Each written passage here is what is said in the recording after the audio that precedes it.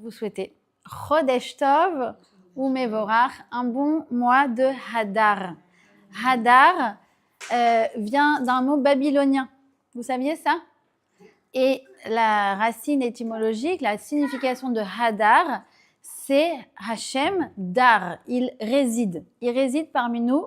Alors, il réside toujours parmi nous, mais particulièrement dans ce mois de Hadar, qui est en vérité, selon un conte, c'est le dernier mois de l'année, puisque selon la Gemara, l'année commence à Rosh Chodesh Nissan, le premier jour du mois de Nissan. Donc en fait, c'est le dernier mois de l'année et c'est le mois où on va essayer, s'efforcer de multiplier, d'augmenter la joie. Alors comme je l'ai dit à Joanna, Julie, pardon, excuse-moi. Comme j'ai dit à Julie, j'ai dit, je suis arrivée comme ça, j'étais pas bien ce matin, j'ai dit, je sais pas, Hachem, il m'a fait un Yetzirara de folie, parce que Rosh Chodesh Hadar, je me lève, j'ai la rama. Donc elle m'a dit, bah, c'est très bien, ton cours, il va nous aider. Je lui ai dit, mais moi, mon cours, il va d'abord m'aider à moi, d'accord, pour retrouver la Simcha en ce mois de Hadar. Alors, vous savez, il y a un grand sage qui s'appelle le Bnei Issachar, et le Bnei Issachar nous a donné des explications sur les mois. Et surtout, il nous a expliqué comment c'était lié au signe astrologique, comment c'était lié aux membres du corps et comment c'est lié aux 12 tribus. Alors, je ne vais pas vous faire toute la cartographie du mois de Hadar, mais il y a une chose qui va m'intéresser et ça va être la feuille de route de tout notre cours, c'est que le mois de Hadar est lié à la tribu de Naphtali. Naphtali, c'est le fils de Rachel, d'accord? Et Rachel l'a appelé comme ça, suite au fait qu'elle a fait une tefila, une prière pour avoir cet enfant, à travers donc sa servante Bila. Et donc c'est le fils de la prière. Naphtali vient du mot, il dit Rashi, pétil. Pétil veut dire lien. Vous savez, quand vous achetez des petites mèches pour allumer les bougies, vous cherchez des petits lots, d'accord? Pétil. Donc c'est déjà, ce qui vient représenter Naphtali, c'est quoi? C'est la connexion. Ça va être premier chemin vers la joie, premier chemin vers la simcha. On va parler de la notion de connexion. Connexion d'abord et avant tout avec soi-même. On va voir le Rav Wolbe, il va nous dire que c'est la base de toute la joie, c'est la capacité à se connecter d'abord et avant tout à soi-même. Et quand on arrive à se connecter à soi-même, alors on peut se connecter à Kadosh Baruch Hu et on peut se connecter aux autres. Donc ça, c'est la première caractéristique de Naphtali. Il symbolise le relationnel, la capacité de connexion. Ensuite, regardons les brachot, les bénédictions que Naphtali a reçues, d'abord de son père Yaakov. C'est écrit comme ça, il est Imre Shafer. C'est quoi Imre Shafer? Il prononce des bonnes paroles. Vous connaissez les gens qui aiment annoncer des bonnes nouvelles?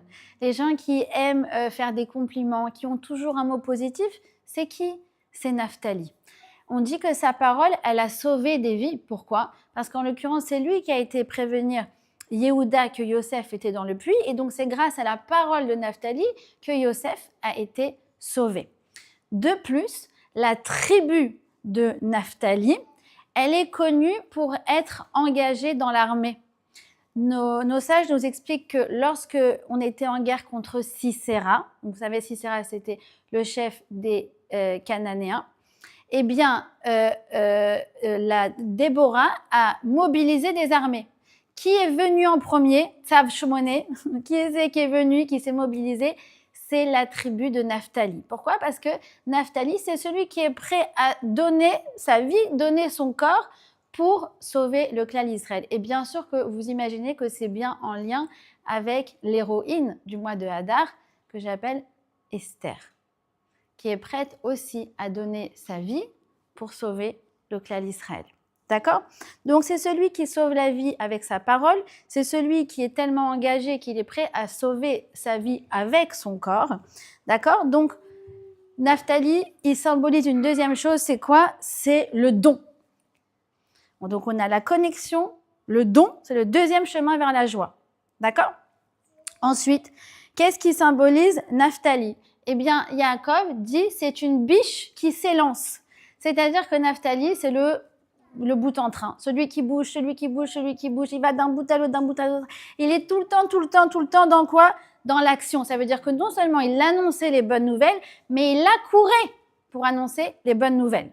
Donc, on a le troisième chemin vers la joie. On a dit la connexion, le don. Et le troisième chemin, c'est quoi? C'est l'action. Et enfin, on va regarder le quatrième chemin. C'est quoi? C'est à travers la bracha que lui donne Moshe. Vous savez que nos tribus ont reçu 2 fois des brachot. Première fois, c'est lorsque Yaakov a béni ses fils. C'était des brachas individuels. Plus tard, 400 ans plus tard, lorsque Moshe va quitter ce monde, il va bénir les tribus, c'est-à-dire les descendants des enfants de Yaakov. Et Moshe va donner donc une bracha à Naphtali. Et qu'est-ce qu'il va lui donner? Il va dire Amar Naphtali, Seva Ratson ou Malé Birkat Hashem. Il va être rassasié des grâces d'Hachem et comblé des bénédictions du Seigneur. Rassasié et comblé. Le quatrième chemin vers la joie, ça va être trouver le chemin de la satisfaction. D'accord? Vous me suivez? C'est le programme d'aujourd'hui, c'est le programme du mois de Hadar. On va voir l'action, la satisfaction, la connexion et le don. Et ça va être en fait notre feuille de route pour pouvoir retrouver notre joie en Hadar. Et pas seulement la nôtre, mais celle de nos enfants. Parce que je ne sais pas si vous avez remarqué qu'on a une génération où nos enfants, enfin je ne sais pas les vôtres, mais les miens, flemme. Flemme, pas la force. Mais c'est génération flemme, allô. Pourtant, ils ont quand même des facilités. Tu veux pas faire un rook de basket, de machin?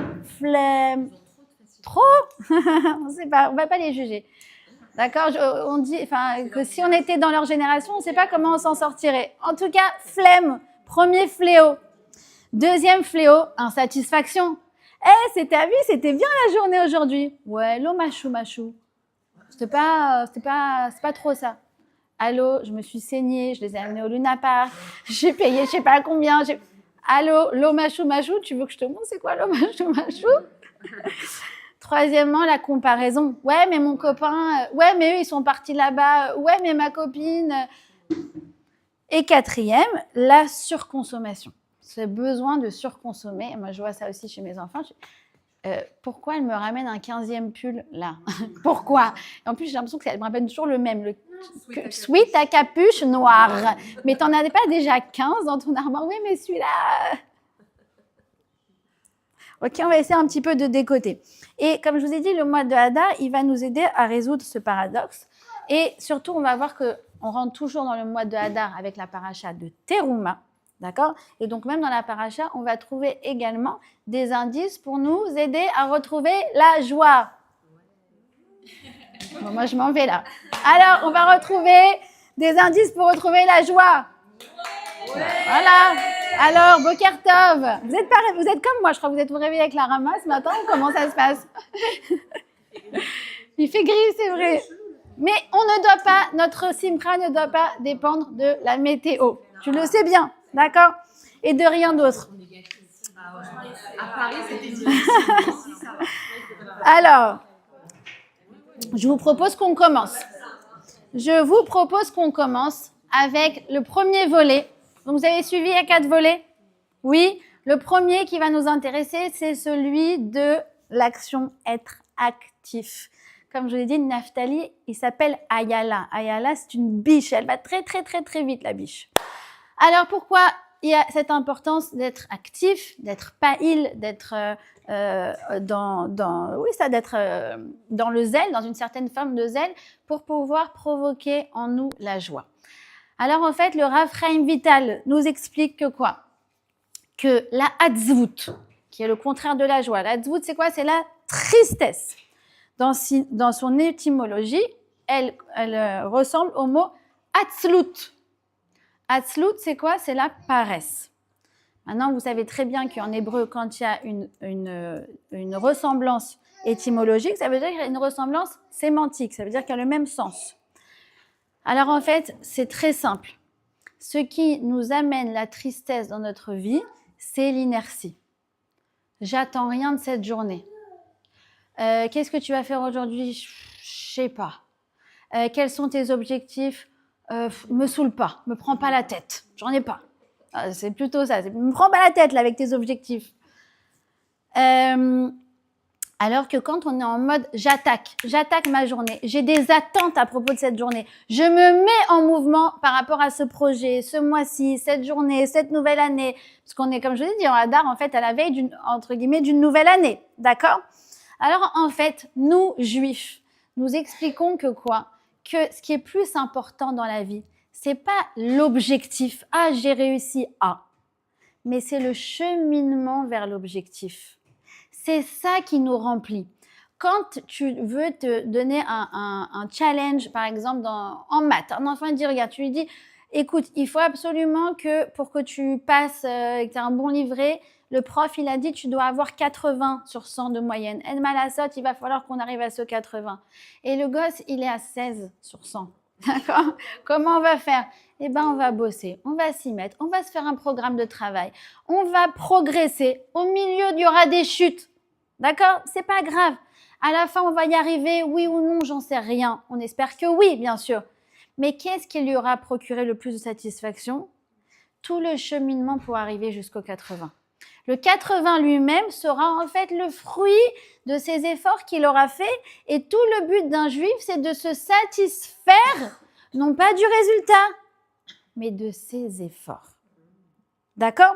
Et donc, c'est la raison pour laquelle on nous dit un truc absolument incroyable par rapport à la paracha de cette semaine. Vous savez que la paracha de cette semaine, c'est la paracha où on commence à construire le Mishkan. Le Mishkan, c'est le sanctuaire qui se trouvait dans le désert et qui a accompagné les Bnei Israël pendant toute leur pérégrination dans le désert. Comme on dirait une synagogue Ikea, portative. D'accord? Eh bien, paracha de Teruma, c'est toujours au moment de Hadar qu'on la lit et c'est le moment où on commence à construire le Mishkan. Le Midrash nous dit que lorsque nous avons construit le Mishkan de nos propres mains, on a été chercher les matériaux, on a donné de ce qu'on avait, on a commencé à fabriquer, à planter, à faire tout ceci, tout cela, eh bien ces jours-là de construction du Mishkan, nous avons été plus heureux qu'au moment du don de la Torah. Tu dis, what? Attends. Moi, mon rêve d'être sur le Har Sinaï, d'écouter la voix d'Hachem et d'écouter les 10 commandements. On est d'accord? Mon rêve. C'est la joie suprême, c'est l'accomplissement, c'est waouh!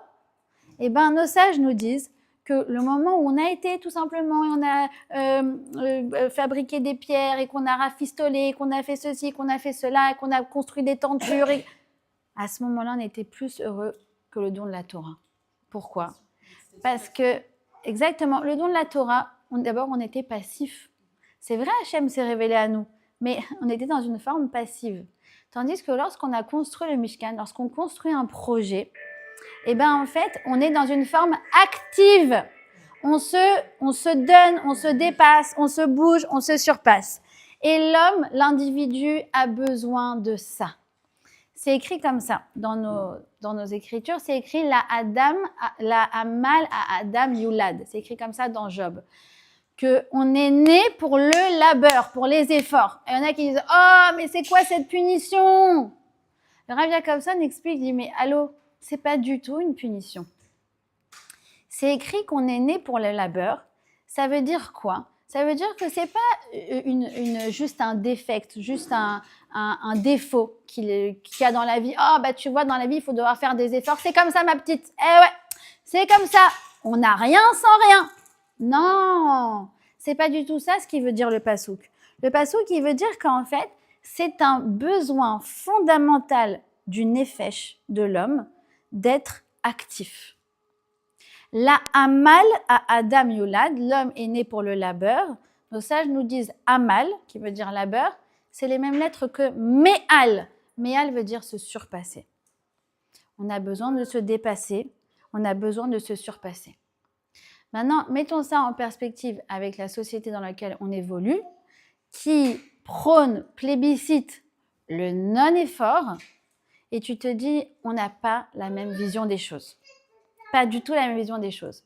Qu'est-ce qu'il dit Esav? Esav, le père fondateur de la société occidentale dans laquelle on évolue. Quand il demande la soupe, les lentilles à Yaakov, il lui dit quoi? Tavili me Adam Azé, donne-moi des lentilles, qui ayef anochi, parce que je suis crevée. Maintenant, quand la Torah nous rapporte cet épisode, elle nous dit que Esav nous dit je suis crevée. C'est pas pour nous dire qu'au moment où il voulait manger les lentilles, il était juste un peu fatigué, il lui fallait de la vitamine C. Pas ça. C'est pour te dire que dans le monde occidental, il y a un principe qui s'appelle je suis crevée, flemme. J'ai envie pour moi de quoi? Farniente. Pour moi, le Gan Eden, l'objectif suprême, all inclusive, hôtel 5 étoiles, le cocotier, on me sert et je n'ai rien à faire. Alors, c'est un rêve qu'on nous vend. Mais ce rêve, Julie, ce rêve, c'est une chimère. Pourquoi? De temps en temps, tu as raison, Joanna, pourquoi de temps en temps? Écoutez bien. Pourquoi? Parce que si c'est ça ton but dans la vie, d'éradiquer tout ton effort, tous tes efforts, en vérité, tu n'as pas compris qu'on cherche juste à te saper ton moral. Puisque l'inertie engendre la tristesse et la tristesse engendre l'inertie. D'accord? Donc, quand toi, tu dis, Joanna, mais bien sûr, de temps en temps, évidemment que de temps en temps, on a besoin de ça. Mais il y a une différence fondamentale entre vouloir le non-effort par principe ou bien vouloir s'économiser ou se détendre en vue de faire encore mieux. Comment on est quand on rentre de vacances? On veut attaquer. Allez, j'ai des forces, on va faire ça, on va faire truc, on va faire machin. Pourquoi? Parce qu'on a rechargé le réservoir. Mais on n'est pas comme les gens qui attendent toute l'année quand est-ce que les vacances vont arriver. Vous avez compris la différence? Donc l'idée, c'est pas de prendre des vacances, pas prendre des vacances. On a tous besoin de vacances, évidemment. C'est aussi un besoin d'une nefesh. Mais le truc, c'est que, est-ce que tu travailles pour être en vacances? Ou est-ce que tu es en vacances pour pouvoir encore mieux travailler et te donner? Je me rappelle quand je travaillais en France, il y a 17 ans, 18 ans, avant de partir de la France. Un des trucs qui m'avait tellement rebutée, c'est que je voyais la secrétaire du bureau où j'étais et elle avait toute l'année un calendrier J-65 avant mes vacances. J-63. Et je la regardais tous les jours, elle faisait ça. Maintenant, elle partait en vacances, elle revenait et rebelote, elle ressortait le calendrier. Rastra, je me dis, qu'est-ce que je vais faire ici? J'en peux plus. C'est quoi cette vie? C'est pour ça que je dis c'est un mindset, c'est un état d'esprit en fait. Est-ce que c'est ça ton but? Ton but, c'est le farniente? Tu es en train tout simplement de te saper le moral. Et je vais vous dire une chose. Pourquoi c'est très important de comprendre que c'est un mindset, que c'est un état d'esprit? Parce que, en fait, c'est un choix. Quand je fais des efforts, par exemple, je me suis donné, j'ai fait un gâteau pour organiser, pour un petit déjeuner comme elle sait bien faire Anouk, et peut-être qu'il y en a d'autres qui ont ramené aussi, et sûrement que vous faites aussi de très bons gâteaux. Mais tu peux soit dire, purée, pourquoi c'est toujours moi qui fais tout dans cette maison? Bon, j'imagine que ça vous arrive pas à vous, d'accord? Mais non, voilà, ça n'arrive qu'à moi. Mais tu peux très bien sortir avec ce sentiment de pourquoi c'est toujours moi? J'en ai marre, tu te rends pas compte. D'accord? Je fais bien les bruitages ou pas? Ou bien alors, tu as ce qu'on appelle, nous, dans la Torah, sipuk shel asiya. C'est quoi sipuk shel asiya? La satisfaction de faire ce que nos grands-mères appelaient chat. On nous a volé ce chat. Où est le chat perdu? On nous l'a volé. Vous êtes d'accord? On nous l'a volé. Pourquoi? Parce qu'après, tu le sors l'écran et l'autre, elle est à la plage, et l'autre, elle est truc, et l'autre, elle est machin. Il n'y a que moi qui galère ici, il n'y a que moi, c'est pas possible. Et nos grand-mères, elles étaient là, elles avaient cette satisfaction de se dire, regarde ce que j'ai fait. Moi, je me rappelle, ma grand-mère, toujours, regarde ce que j'ai fait. Elle avait 2 phrases, ma grand-mère. Enfin, elle en avait plein. D'ailleurs, le cours, c'est l'Inouchmat, mon grand-père, qui est niftar, il y a 20 ans, Rosh Chodesh Adar, Shimon Ben Fradji. Ma grand-mère disait regarde ce que le bon Dieu m'a aidé à faire tout le temps. Regarde ce que le bon Dieu m'a aidé à faire. Et deuxième phrase, mais exceptionnelle, qu'on nous a volée aussi. Qui mieux que nous? Mais alors là, cette phrase, elle est où cette phrase? Tu veux que je te montre qui mieux que toi? Ben vas-y, ouvre ton Insta, je vais te montrer la moitié de la planète et mieux, hein, d'accord? Mieux que toi. Et elle, qui mieux que nous, dans sa cuisine, qui faisait 4 mètres carrés et elle se sentait la reine du monde. Donc, il ne faut pas nous voler ça, ce qu'on appelle sipuk shelasia, la satisfaction d'avoir fait, la satisfaction de nos efforts. Je vais vous raconter une histoire que j'ai entendue il y a quelques années. Je crois que j'avais raconté chez toi à Soukot, Anouk, de cette Colombienne. Je vous ai déjà raconté l'histoire de la Colombienne. Une fille qui a grandi dans une maison à plusieurs étages. Donc, je crois que c'était une villa de 4 étages, avec à chaque étage une femme de ménage. D'accord? Oui, pour chaque étage, il fallait une femme de ménage. Et elle dit, j'ai jamais rien fait, ni mon lit, ni rien. J'ai grandi comme une princesse. Arrivée à l'âge vers l'adolescence, un peu plus tard, vers 17-18 ans, elle se dit, j'ai envie de chercher autre chose. On dit, tu veux chercher autre chose? Va à Bnei Brak. Elle arrive, elle atterrit, bon bref, elle fait tout ce voyage. Elle dit, mais la maison des gens chez qui elle débarque, donc elle a débarqué chez une famille classique, Bnei Brak, un jeudi, et elle dit, mais la maison, c'est la taille de ma chambre. C'est quoi ça? Et donc, on est jeudi, et la maîtresse de maison lui dit, bienvenue, pose tes affaires, tu peux m'aider à préparer Shabbat? Elle dit oui, mais elle n'a jamais rien fait. Alors, elle lui tend des carottes, et elle est là comme ça, elle lui tend le truc pour râper, donc elle commence à comprendre qu'il faut qu'elle fasse comme ça avec la carotte, d'accord? Mais il se passe plein de choses dans sa tête, très très drôle quand elle raconte. Et donc elle raconte qu'elle commence à râper bon n'importe comment, elle se râpe les ongles au passage, le truc, bon. Et finalement, elle finit par faire une salade de carottes râpées. Tu veux l'assaisonner? Maintenant, elle est perdue, genre comment on assaisonne un truc, elle ne sait pas. Elle dit voilà, tu mets ça, tu mets ça, tu mets ça. Et finalement, donc elle fait sa salade. Et le vendredi soir, donc ils servent à manger. Et là, quand la maîtresse de maison, elle se sert de la salade de carottes, elle dit « Ah, comme elle est délicieuse ta salade !» Et là, elle a eu un sentiment qu'elle n'a jamais eu de sa vie, qui est « On goûte du fruit de mes mains ». Il n'y a pas plus grande satisfaction, c'est les Télim qui nous disent « Yagia kapecha vetochal, ashrecha vetovlach ». Le jour où tu goûtes du fruit de tes efforts, alors il n'y a pas plus grande satisfaction que ça.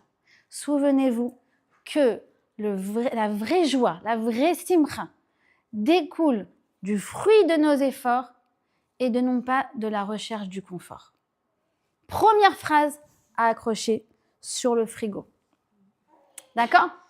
C'est la raison pour laquelle le Rav Israël Salanter nous dit que c'est très important de faire des to-do list détaillés.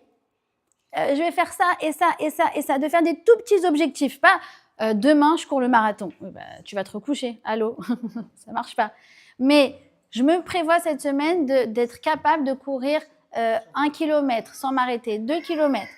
Et se fixer des petits objectifs. Et même dans notre journée, des fois tu te dis mais j'ai des choses triviales à faire. J'ai des choses absolument triviales à faire. Et bien même ces choses triviales, mets-les par écrit et fais-toi ce kiff. Mais ce kiff de rayer et de faire un vie. Goûte du fruit de tes mains. Arrête-toi sur ça. D'accord? Et donc, et d'ailleurs, nos Chachamim nous disent un truc incroyable. Et je vais vraiment vous étonner par rapport à ça. Enfin, moi, ça m'a beaucoup étonné quand je l'ai entendu. C'est écrit qu'au Gan Eden, qu'est-ce qu'ils font les tzadikim? C'est écrit, ils vont Michaïl el-Chaïl. C'est quoi Michaïl el-Chaïl? Ils vont d'action en action. Tu dis, mais attends. Moi, j'ai toujours cru que le Gan Eden, c'était, vous savez, la félicité. Détente, ça y est. Mais non, encore une fois, souvenez-vous, c'est le rêve du goy, c'est le farniente. Les tzadikim là-haut, ils sont très occupés à s'occuper de nous. Attends, elle a besoin d'un shidour. Attends, il y a ça. Attends, il y a un truc. Là-haut, ils sont très occupés. Pourquoi? Parce que puisque le Gan Eden, c'est le bien-être, et que le bien-être, c'est l'action, mais Akadosh Baruch Hu, il leur donne des missions là-haut. Ils sont très, très, très, très occupés. C'est incroyable de se dire ça. D'accord? Donc, ça, c'est déjà la première chose. Ensuite, la satisfaction. Donc, premièrement, l'action. Deuxièmement, la satisfaction, c'est écrit que Isba Ratson, Malé Birkat ou Malé Birkat Hashem. Il est plein de satisfaction, il est comblé de la bracha, de la bénédiction d'Hachem. Alors sur ça, j'aimerais vous donner le cas classique de l'insatisfaction. C'est le Luna Park, Euro Disney, Parc Astérix, appelez-le comme vous voulez, ou alors tout simplement le Namal. Moi, je me tâte aujourd'hui, je me dis c'est Roche-Rodèche, ils vont finir tôt, il faut que je leur fasse une activité. Et très souvent, je ne sais pas chez vous, mais chez moi, ça finit très souvent mal. Pourquoi ? Parce que tu dis, j'ai pris ma journée, j'ai fait des efforts, ça nous coûte physiquement, c'est un vrai investissement d'emmener les enfants faire une journée d'activité.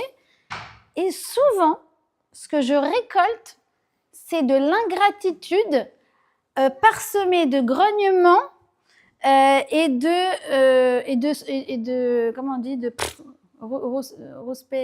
rouspétation. On va inventer le mot, c'est pas grave. Parce que tes petits pilotes, elles sont très drôles. Alors, je vais vous donner certains klalim que nos chachamim nous donnent parce qu'en fait, en gros, c'est une erreur classique qu'on fait nous en tant que parents. En tant que parents, on se dit, si je leur donne, ils vont être heureux. Si je refuse de leur donner, ils vont être tristes. Donc, entre guillemets, plus je peux leur donner, plus ils sont censés être heureux. Et pourtant, on voit que l'équation, elle ne fonctionne pas. Ce que tu dis, Baruch Hashem, c'est une génération qui a beaucoup de ressources et de biens, et pourtant, on sent que la satisfaction, elle n'est pas forcément au rendez-vous. Alors, première règle que nous donne le Rav Wolbe. Rav Wolbe nous fait remarquer que dans Pirkei Avot, c'est écrit comme ça, Ezeu Ashir Asameach Bechelko, qui est la personne riche, qui se sent riche, d'accord ? Parce que c'est un sentiment avant tout. C'est celui qui est content de sa part. Et qu'est-ce qui est important dans cette phrase-là ? C'est le mot chelek, le mot part. C'est-à-dire qu'en fait, quand tu me donnes une pizza, ben, je n'ai pas toute la pizza, mais j'ai ma part. Et si je pensais que j'allais avoir toute la pizza et que finalement j'ai qu'un bout, ben, j'ai l'impression qu'on m'a retiré les 3/4 de mon bonheur. D'accord ? Et c'est là que la frustration va commencer à se manifester. Donc, il faut expressément donner des limites avant de donner ce qu'on a à donner. Regarde chérie, on va au parc jusqu'à 17h. 17h, on est en voiture. Maintenant, on est à l'aller, on est dans la voiture. Donc, eux, psychologiquement, ils sont préparés que le kiff, ça va être jusqu'à 17h. Et donc là, c'est génial parce qu'ils ont leur part. Ils ont le cadre de leur épanouissement. Ils se disent, ah, j'ai 4 heures pour kiffer. Tandis que si moi, je n'ai pas défini cette part depuis le départ, peu importe la heure à laquelle je vais partir, ça sera toujours trop tôt.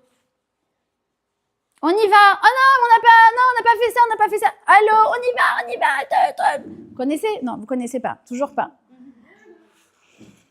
Tu peux dépenser, il n'y a pas de problème, mais jusqu'à temps. La pire erreur, je pense, qu'on peut faire pour un enfant, pour un ado, c'est qu'il ait accès au... Il y en a, c'est ça, ils ont accès au Google Pay. En fait, c'est le numéro de carte bleue sur Internet. Alors moi, j'ai des filles que je connais qui, leurs enfants, elles peuvent se commander à peu près ce qu'elles veulent. Maintenant, c'est des trucs Shade, machin, mais en fait, où est le kiff ? Ou des copines, leurs enfants, elles leur ont installé Volt sur le téléphone. Mais allô ? Enfin, genre, je sais pas, ça doit être un événement de commander à manger, c'est pas genre, oh, flemme. Donc, en fait, on est en train de saper leur morale quand on leur donne pas de limite. Et souvenez-vous de ce principe. Quand il n'y a pas de limite explicitement posée, ça ne sera jamais assez. Et on sera toujours frustré. D'accord ? Je vous ai déjà raconté peut-être l'épisode de mon fils avec son billet de 20 dinars. Ouais, tu le connais ? Il a trouvé un billet de 20 dinars. Il me dit « Ah maman, c'est quoi cet argent ?» Je dis « C'est de l'argent du Maroc. » On va pour le changer au change. Et celui qui fait le change, il me dit « Non, moi, je ne change pas les dinars. » Mais il me dit « Il est trop mignon ton fils. » Donc, il prend le billet, il lui échange, il regarde le taux, il lui donne 17 shekels. Et ou je crois que c'était 40 dinars, je ne me rappelle plus. Bon. Et il accroche le billet en fait, sur son truc de change parce qu'il n'avait rien à faire avec. Et en fait, je lui dis « Tu peux dépenser 17 shekels. » Je vous assure, on a fait pendant 1 heure le tour du canyon. Qu'est-ce qu'il pouvait acheter avec 17 shekels? À la fin, il a acheté 2 paquets de chewing-gum. Je vous assure qu'il avait les étoiles dans les yeux. Et là, tu te dis, quand on dit, comment il s'appelle, il en faut peu pour être heureux, comment il s'appelle, Balou? Balou avait raison. Balou avait raison. Pourquoi? Parce que si tu comprends que ce peu, c'est ta part, c'est ton cadre de kiff, tu dis, mais moi, je vais profiter pleinement de ce cadre. Souvenez-vous que notre ennemi à Purim, à Hadar, c'est qui? C'est Haman. Haman, c'est le prototype de l'insatisfait permanent. Il a tout pour lui, tout, la richesse, les honneurs, tout, les enfants, la famille. Mais il y a une personne qui refuse de quoi? De se prosterner devant lui. Et qu'est-ce qu'il dit? Kolze eneno shaveli. Mais tout ça, ça sert à rien, puisque je n'ai pas cette chose-là. Vous voyez comment on peut avoir 99,9% de la pizza et se concentrer sur le 0,1% qu'on n'a pas. Et c'est quoi le problème? C'est que le fait de se focaliser sur le manquant conduit à annuler tout l'existant. Et c'est pour ça que des gens qui ont beaucoup peuvent se retrouver, mais vraiment, et je les plains vraiment, les plus malheureux au monde. Je vous ai déjà raconté cette histoire de ce monsieur qui était sur son bateau, son yacht à Monaco. Ne me demandez pas pourquoi ma sœur s'est retrouvée un jour sur un yacht à Monaco. D'accord, on n'est pas jet set du tout, mais c'était l'oncle du truc de la copine de machin. Bon bref, elle se retrouve sur ce bateau. Et donc elle est là comme ça, elle fait au monsieur, elle lui dit, bah il est joli votre bateau. Il dit, oui, mais il est plus court que celui en face là-bas. Je vous jure. Lui, il fait 54 pieds. Moi, il n'en fait que 46.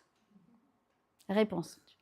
Je dis, il y a une erreur dans l'équation. Allô? Sa mère Bechelko. Sa mère Bechelko. D'accord? Troisièmement, enfin, la suite de ça, on va dire, et c'est très important de comprendre que la joie, c'est une bechira, c'est un choix. Leitmaked bema sheyesh, de se concentrer sur ce que j'ai. C'est ce qui donne comme définition de la joie le Rabbi Jacobson. Leitmaked bema sheyesh. Problème, c'est que quand on veut absolument satisfaire nos enfants, donc qu'est-ce qui se passe? D'abord, on se coûte, vraiment, on se saigne pour leur donner les moyens d'être satisfaits. Et en plus de ça, on veut être ceux on va être sûr à 100% garanti qu'ils vont être contents. Et Dafka, vous remarquerez que c'est précisément dans ces moments-là où il y a le plus de chances qu'ils soient rama, qu'ils soient ingrats, qu'ils manquent de reconnaissance. Comment ça se fait? Encore une fois, c'est quoi l'erreur dans l'équation?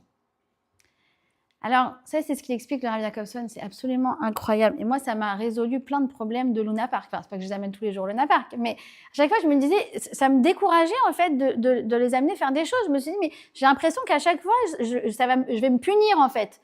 Ne me demandez pas pourquoi. Moi, j'ai des bonnes cavanotes, mais à la fin, ça tourne mal pour moi. Premièrement, qu'est-ce qui se passe?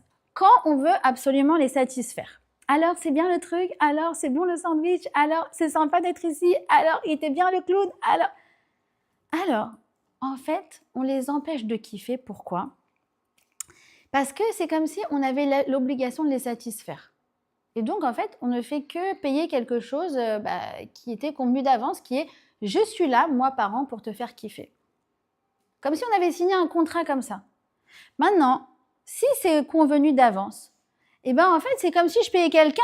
Donc, il ne va pas être content que je l'ai payé. Imaginez l'employé, le contrat, c'était tu fais tant d'heures et tu vas recevoir un salaire, d'accord? L'employé, il ne va pas commencer à dire « Merci, monsieur le patron, c'est génial, c'est super. » Non, tu me payes ton dû. Donc, si nous, implicitement, on donne ce message, qu'en fait, en tant que parent, c'est notre responsabilité de tout faire pour qu'il soit heureux, en fait, on a signé ce contrat et en fait, on est juste en train de payer notre dû de parent. Mais allô? Faire un planning de vacances, amener nos enfants dans un parc, tout ça, c'est du bonus. Nous n'avons aucune autre obligation en tant que parents que de les aider à se construire. Et donc, il faut constamment remettre les choses à plat. Moi, par exemple, donc, je viens chercher les enfants, j'ai des petits et des grands dans la même structure. Donc, évidemment, les petits, ils ne rentrent pas tout seuls, je vais les chercher. Mais les grands, ils pourraient très bien rentrer à pied et, en général, ils préfèrent rentrer en voiture. D'accord? Et ils sont là, ils disent oh, il fait chaud là. Oh, pourquoi il y a ce camion là qui nous bloque? Et moi, je répète toujours, les pauvres, je ne suis pas votre chauffeur. Je ne suis pas un taxi. Tu veux monter, c'est du bonus. Les petits, non. Les petits, bien sûr, c'est ma responsabilité de mère. Mais toi qui peux rentrer à pied, sache que là, tu es en train de profiter d'une option plus. Pourquoi je fais ça? Parce que je suis méchante et je veux le casser et je veux le recadrer? Non, pas du tout, parce que je veux qu'il kiffe vraiment. Lui faire se rendre compte que là, c'est du bonus. Ah, j'aime pas cette chanson. Je ne suis pas non plus DJ. Non mais, allô, il faut remettre les choses à leur place. Je suis ni ton chauffeur, ni ton DJ, ni ta secrétaire, ni ton truc. Là où, bien sûr que tu as besoin de moi, je suis là et je ne fais aucune remarque. Et je suis là pour toi et je te le dis et je t'aime. Et tout ce dont tu as besoin, je suis là. Mais ce qui est de l'ordre de ce que j'appelle l'extra, sache que c'est du bonus. Et c'est paradoxalement comme ça que vraiment ils apprécient. Et petit à petit, maintenant, ils commencent à dire « Merci que tu me laisses monter dans ta voiture. » Et encore une fois, je dis, c'est pas juste, c'est pas la phrase qui me plaît, c'est pas ça. C'est qu'en fait, moi, ce qui me plaît, c'est que eux, ils ont le sentiment que, eh ben, finalement, c'est un kiff de pouvoir rentrer à la maison rapidement dans la clim ou en dehors de la pluie, parce que c'est du bonus. C'est BMF du bonus. Deuxièmement, ça aussi, c'est une grande trick, un grand, comment dire, trick, comment on dit, un piège. C'est qu'inconsciemment, ils se disent, non mais plus je vais grogner, plus elle va chercher à faire plus. Ouais, ça rend spécial, ouais. Bon, alors viens, on va faire du coup le grand truc comme ça, le grand 8. On se retrouve en fait dans cet engrenage où nous, on est stressés qu'ils kiffent pas et donc on est là, on se dit, ah, ben alors il faut leur faire kiffer plus. Et eux, ils ont inconsciemment, c'est bien sûr, ils sont pas manipulateurs ou quoi que ce soit. Tout ça, ça se passe au niveau inconscient, comme si on avait signé ce contrat qu'il faut absolument leur donner satisfaction. Mais ça, c'est un piège de la société occidentale. D'accord? À aucun moment, on est tenu de donner satisfaction à nos enfants. On est tenu de les construire. D'accord? Et la troisième chose, c'est quoi? C'est que quand on veut absolument dire « alors tu kiffes, alors c'est bien, alors vous êtes content », eh ben, c'est précisément là qu'on leur enlève la sensation de plaisir. Pourquoi? Parce que la sensation de plaisir et de simra, c'est quelque chose qui nous appartient à nous. C'est une bechira, c'est un choix. Les maquettes, batov, de se concentrer sur le bien. Et donc, leur dire, regarde, moi je vous ai amené ici. Moi, ça me fait plaisir de vous faire plaisir. Maintenant, si vous ne kiffez pas, c'est tant pis pour vous. Et c'est précisément là qu'ils vont commencer à kiffer. Moi, je leur dis, regardez, on arrive au truc. Je leur dis, bon, soit on y va, c'est bon, on y va. Sinon, il y a une autre option. Je leur fais toujours ça. Il y a une autre option, c'est qu'on rentre à la maison et qu'on regarde le mur blanc. Ouais, ils sont là. Bon, alors ouais, ok, on va aller au manège. Non, juste comprends. Vous voyez ce que je veux dire? Et vous allez me dire que je suis une maman méchante. Je suis une maman très gentille. Non, je vous assure. Parce que, en fait, c'est ça le grand paradoxe. Moi, j'ai compris ce truc-là il y a 2-3 ans. Et quand j'ai compris ça, j'ai dit « Ouh, mais c'était quoi cette pression que je me mettais ?» C'est le grand paradoxe, c'est qu'à partir du moment où tu dis « Tu es détaché » et tu te dis « Ton bonheur t'appartient ». Et vous verrez, il n'y a pas enfant plus frustré qu'un enfant qui pense que son parent doit lui donner satisfaction. Il n'y a pas plus frustré que ça. « Ah, tu veux pas ça, alors tu veux quoi? Alors si tu veux pas quoi? » Et à la fin, ça finit « Mais t'es jamais content !» Quand tu dis « Regarde chérie, zema sheyesh, c'est ce que tu as, c'est ta part, sa mère bechelko, c'est ce que tu as. Tu veux? Bekef, je te le donne avec plaisir. » Mais la sensation de kiffer, elle nous appartient à nous, c'est leur responsabilité. Chacun est responsable de son propre bonheur. D'accord? Troisièmement, donc ça c'était, on a dit l'action. Deuxièmement, on a dit la satisfaction.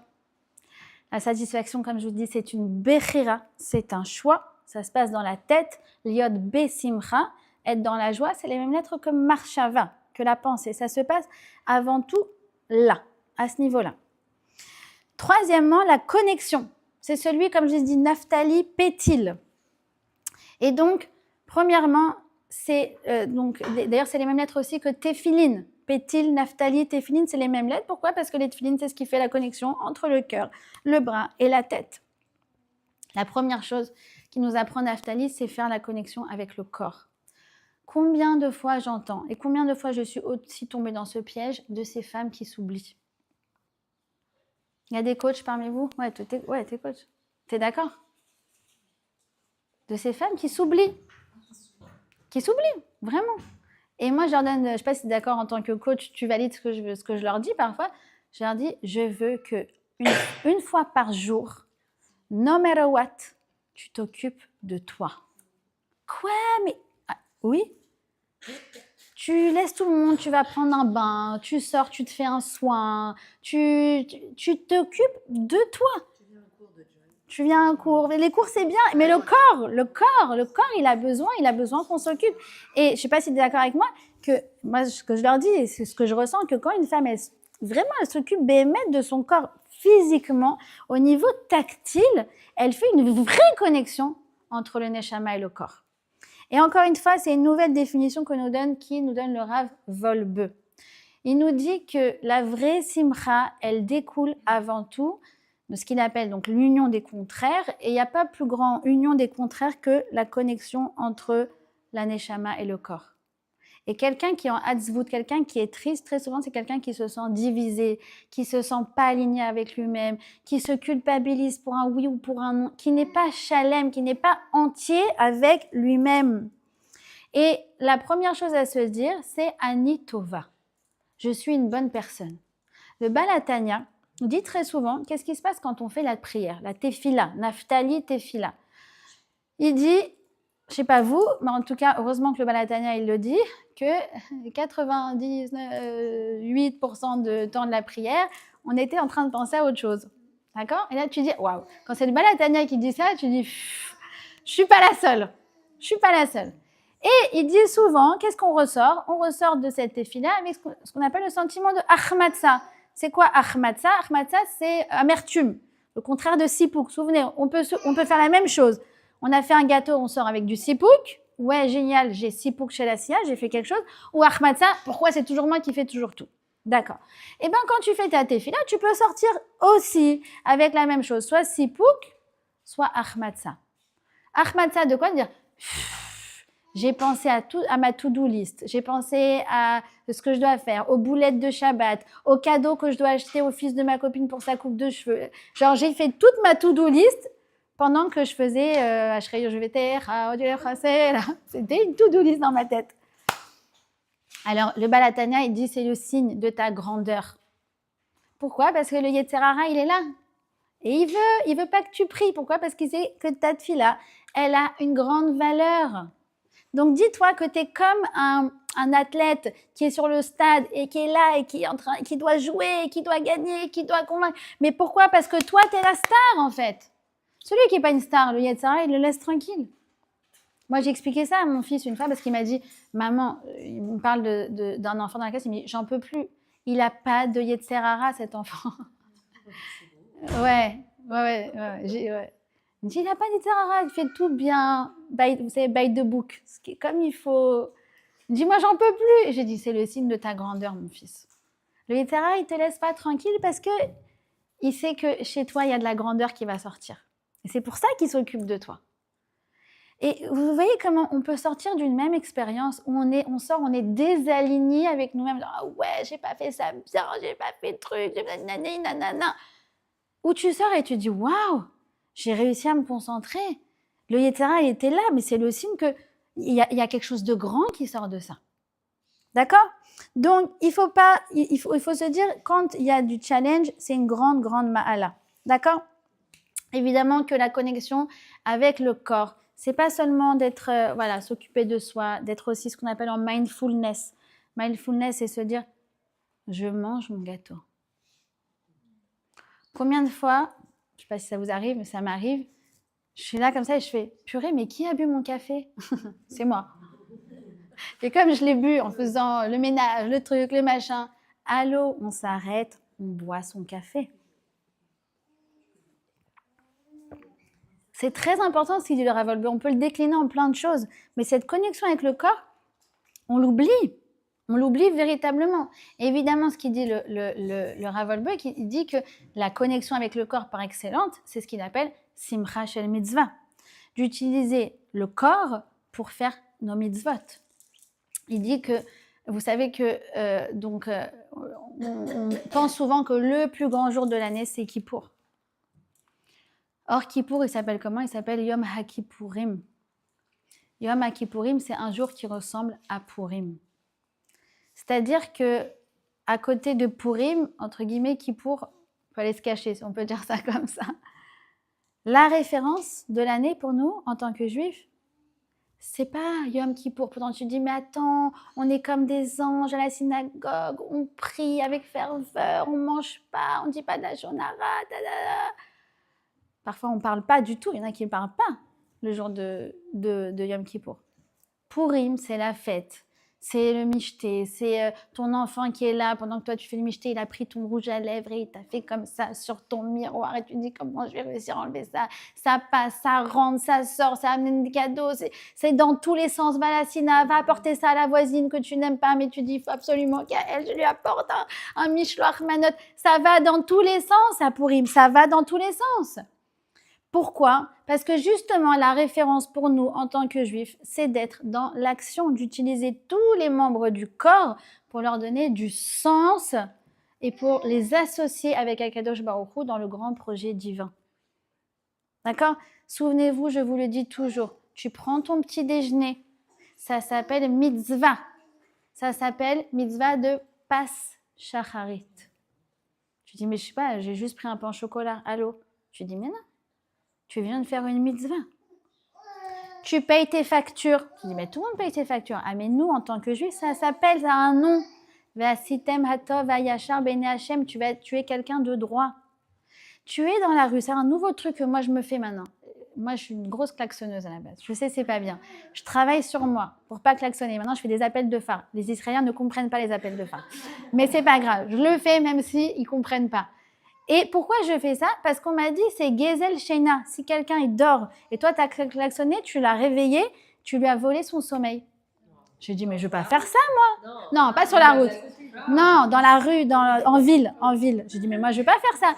Donc, allô, tu dis, je m'empêche de klaxonner, mais en fait, ça s'appelle une mitzvah. De ne pas voler le sommeil de quelqu'un. C'est-à-dire qu'en fait, tu peux prendre absolument tout, mais tout ce qu'on fait, et tu le transformes en mitzvah. Tout, absolument tout.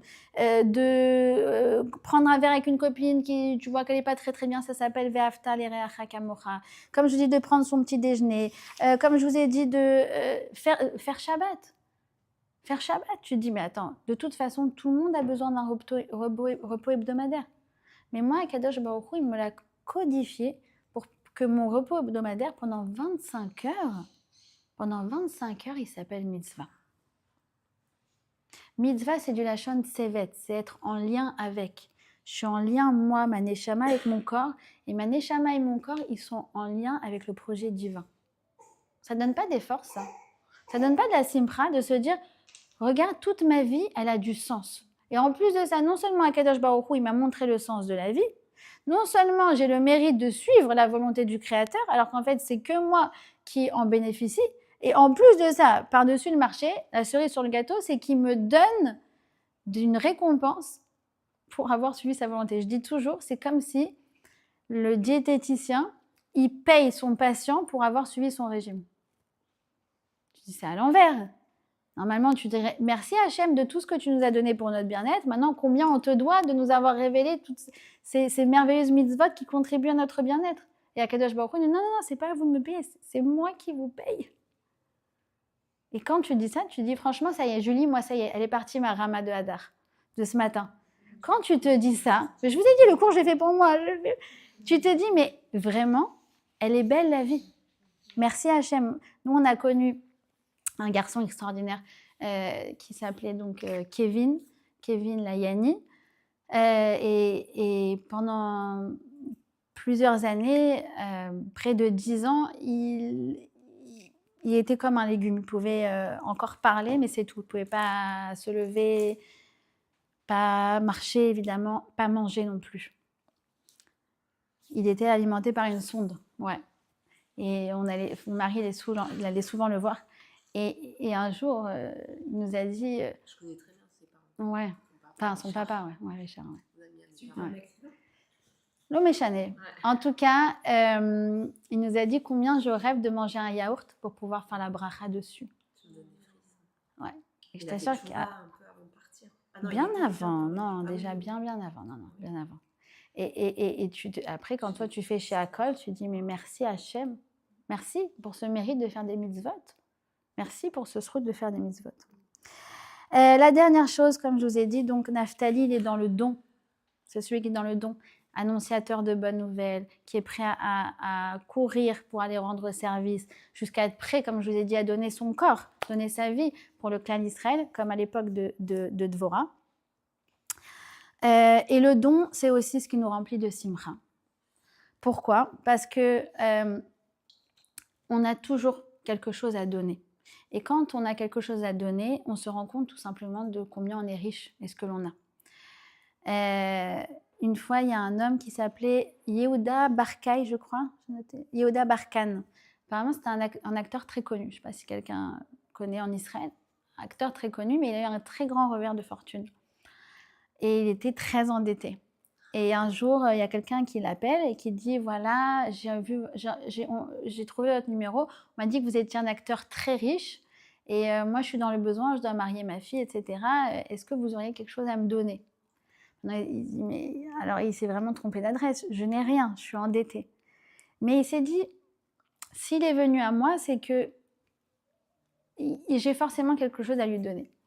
Et donc il a dit, bah venez, il a donné son adresse et il lui a fait un chèque. Alors qu'il était interdit, enfin, il a donné sûrement des espèces qui devaient sûrement être interdites bancaires. En tout cas, il lui a donné alors qu'il n'avait pas. Et il raconte que, en fait, le fait de se repositionner en tant que donneur, alors qu'il était dans une situation où c'était lui qui était en mode demandeur, eh ben, ça lui a redonné cette force de se dire Kamatov liot betzad shalanoten. Combien ça fait du bien de pouvoir donner. Et en fait, on a toujours quelque chose à donner. Vous savez qu'en Israël, nous avons le record du monde de dons de reins. Maintenant, je ne sais pas si vous êtes au courant que le Guinness des records ne veut pas nous inscrire dans le record du monde. Ouais, pour des raisons éthiques. C'est magnifique. Bon, en tout cas, nous, on s'en fout parce que le vrai Guinness des records, c'est pas eux qui le décomptent, c'est lui. Et on est le pays qui donne où il y a plus de dons de reins. Et un jour, il y a une journaliste qui s'appelle Sivan Rav-Meir et qui a expliqué donc, dans un Zoom avec des jeunes filles qu'on avait cette prédisposition, nous le Ham Israël, qu'on a hérité de Abraham, de donner. Et à la fin, elle a dit, est-ce que vous pouvez donner un rein ? Alors les petites, elles étaient là genre, non, pas vraiment, non, je suis trop jeune. Alors elle dit, je plaisante. Je veux vous dire qu'en fait, dans la vie, on peut quand même donner un organe. On peut donner son oreille, tendre son oreille. On peut donner un coup de main. On peut courir pour aller aider quelqu'un. On peut en fait mettre notre corps à disposition pour pouvoir aider les autres. Et on a toujours quelque chose à donner. Et quand on se retrouve du côté de ceux qui donnent, eh ben en fait, on se rend compte combien on est riche. D'accord ? Et donc, c'est pour ça que la paracha de Teruma, c'est toujours celle qui nous introduit au mois de Hadar. Parce que comme il dit le Rav Shimshon Raphaël Hirsch, les drômes donnés, c'est le même lachon que les dromem, s'élever. Quand on donne, en vérité, c'est à nous-mêmes le plus qu'on rend service. Non seulement ça nous rend actifs, souvenez-vous, l'action, non seulement ça nous fait nous rendre compte de ce qu'on a, donc ça nous donne la satisfaction, mais en plus de ça, on se positionne donc dans le fait de se relationner aux autres et donc de ne pas être dans la passivité. D'accord ? Et ça, tout ça, c'est ce qui nous permet de nous unir au mois de Hadar, puisqu'on sait que ce qui nous a sauvés du décret de Haman, c'est ce que nous a dit Esther Amalka, l'er knos et kol hayehudim, rassemble rassemble tous les Yehudim. Et à chaque fois qu'on participe de cette façon de donner, comme je vous ai dit, ça peut être donner un conseil, un service, prier pour quelqu'un. Alors, eh bien, en fait, qu'est-ce qu'on fait? On répond à l'appel de Esther, qui est l'Erknos et Kol ha-Yehudim. D'accord? Et donc, voilà, je vous donne... Ah oui, dernière chose que j'ai notée ce matin avant de partir. N'oubliez pas aussi que tout comme nous, on dit à nos enfants, tout est bonus. Tout est bonus. Akadosh Baruch Hu aussi nous dit, attention ma belle, tout est bonus. Tu dis, bon, l'oxygène que je te donne, d'accord, on va dire entre guillemets, je suis obligée. Mais les habits, la famille, les amis, le travail, le kavod, la simcha, les vacances, tous ces moments en famille, toutes ces occasions qu'on a de donner, de se donner, de recevoir, tous ces échanges, tout ce partage, tout ça, c'est bonus. Et quand on est dans cette prédisposition-là, souvenez-vous, nos enfants, quand tu leur dis c'est bonus, c'est là qu'ils se mettent à kiffer. Et bien, de la même façon avec Akadosh Baruch Hu, quand lui nous dit, tu sais, tout le reste, tout, en fait, c'est bonus. Et bien, vous savez, c'est comme quelqu'un qui trouve un portefeuille dans la rue. Il ne va pas dire, oh, pourquoi il n'y avait que 500 shekels dans ce portefeuille? Il va dire, waouh, 500 bonus, yes! Et bien, c'est comme ça qu'on doit se relationner avec Akadosh Baruch Hu. Tout est terouma, tout est don et tout est bonus. Et c'est comme ça qu'on en tire réellement de la satisfaction. Shiurei Bait, devoir. Premièrement, fixez-vous des objectifs. Comme je vous ai dit, détaillez vos to-do list et faites-vous des kiffs de faire des traits dessus et des vies. Deuxièmement, focalisez-vous sur l'existant. Ne tombez pas dans le piège de la société de consommation qui te dit « tu n'as pas, les autres ont, tatati, tatata ». Non, vraiment se focaliser sur ce que l'on a. Et c'est comme ça qu'on a la satisfaction. Troisièmement, soyez connectés à vous-même et soyez à l'écoute de votre corps. Et je le dis, je le répète, d'accord? Surtout pour nous, les femmes. Quatrièmement, dites-vous qu'à part respirer, tout est bonus et en vérité, même respirer d'ailleurs. D'accord? Cinquièmement, rendez-vous compte de tout ce que vous avez à donner. Appréciez d'être entouré et sachez entourer les autres en retour. Voilà. C'est le programme du mois de Hadar.